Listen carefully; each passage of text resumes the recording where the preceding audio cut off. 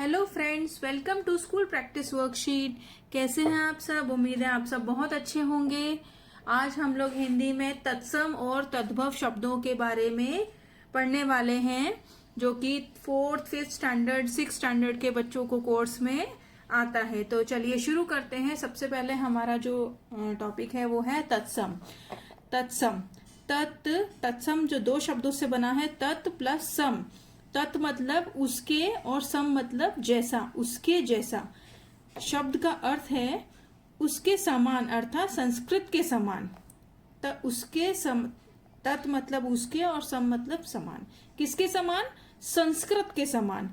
ऐसे शब्द जो संस्कृत से सीधे आए हैं और आज भी उसी रूप में प्रयोग किए जाते हैं। जैसे कि हम डेली रूटीन में जो शब्द हैं उनको हमने चेंज नहीं किया है, उसी रूप में हम उन्हें बोलते हैं।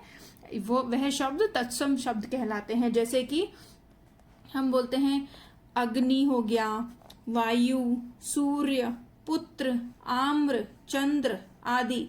ये शब्द अभी भी काम में लिए जाते हैं, उपयोग में लिए जाते हैं। इन शब्दों को तत्सम शब्द कहते हैं। ठीक है। अब नेक्स्ट जो है हमारा वह है तद्भव शब्द।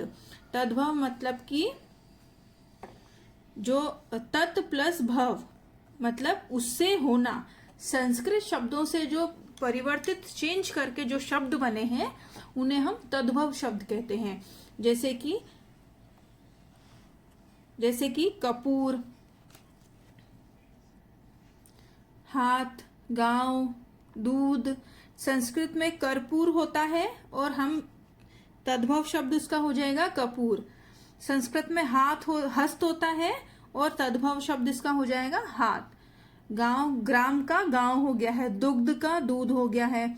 तो इस तरीके से ये जो शब्द हैं ये परिवर्तित हो गए हैं। हिंदी में हम इनका जो स्वरूप है वो चेंज हो गया है। ये निकले सब संस्कृत से ही हैं। तो जो इनमें दोनों में ये डिफरेंस है, जो संस्कृत वाले शब्द हैं जिन्हें हम आज भी यूज करते हैं वो सारे तत्सम शब्द हैं, और तद्भव शब्द वो हैं जिन्हें संस्कृत से ही हम लेकर आए हैं, लेकिन उनका जो स्पेलिंग है वो चेंज हो गया है। इन्हें तद्भव शब्द कहते हैं। अच्छा, तत्सम शब्दों को पहचानने के लिए कुछ रूल्स हैं, कुछ रूल्स बनाए गए हैं। अगर हम वो रूल्स पढ़ेंगे तो हमें इजीली हम पहचान पाएंगे कि कौन से ये तत्सम शब्द होते हैं। तो पहला जो इसका रूल है वह है श क्षत्रिय का जो रहता है उसका प्रयोग तत्सम शब्दों में होता है। जैसे कि हमें क्वेश्चन आया है कि तत्सम और तद्भव शब्दों को अलग अलग कीजिए, तो हम कैसे पहचानेंगे? इसलिए उसके कुछ रूल्स हैं।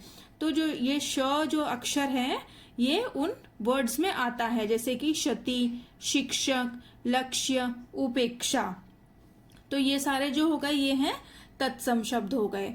नेक्स्ट जो इसका रूल है वो है तत्सम शब्दों में व का उपयोग किया जाता है और तद्भव में ब का उपयोग किया जाता है। जैसे कि हमने तत्सम शब्द कुछ लिखे हैं, जैसे कि पहला शब्द है वर्षा, वर्षा व, और इसी को तद्भव में चेंज करेंगे तो ये हो जाएगा बरसात।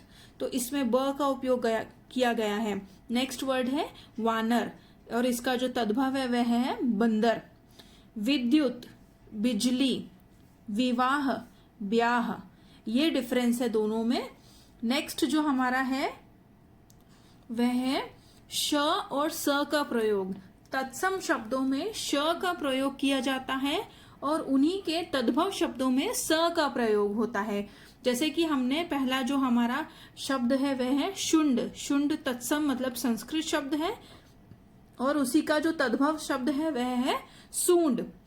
श्वसुर, ससुर, शाक, साग, श्यामल, सांवला। तो इस तरीके से आप बच्चों को उसकी पहचान, तत्सम और तद्भव शब्दों की पहचान बता सकते हैं। नेक्स्ट हमारा जो रूल है वह है रि ऋषि का प्रयोग तत्सम शब्दों में किया जाता है। जैसे कि तत्सम शब्द यहाँ लिखे हैं और तद्भव शब्द यहाँ लिखे हैं। श्रृंगार, श्रृंगार, ये हम री की मात्रा कैसे लगाते हैं? नीचे ऐसे लगाते हैं। ठीक है। तो तद्भव इसका जो शब्द हो गया वो हो गया सिंगार। घृत, घृत, घी, मृतिका, मिट्टी, कृषक, किसान।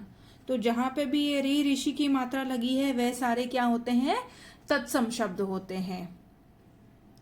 नेक्स्ट हमारा जो है वह होता है विसर्ग का प्रयोग। उन्हीं शब्द में होता है जिनमें हिंदी के रूप में उसी रूप में लिए जाते हैं, जैसे कि कर, तत्सम शब्द और तद्भव शब्द। कपूर, कर्पूर, तो यहाँ पे विसर्ग लगाया है तो ये हो गया तत्सम शब्द, और उसी को बिना विसर्ग लगाए किया है तो वो हो गया तद्भव।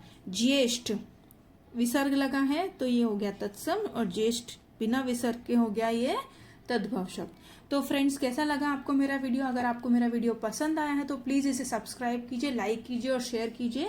और जिन लोगों ने अभी तक सब्सक्राइब नहीं किया है तो प्लीज इसे सब्सक्राइब कीजिए, जिससे कि आपको नए वीडियोस के नोटिफिकेशन मिलते रहें। Thank you for watching.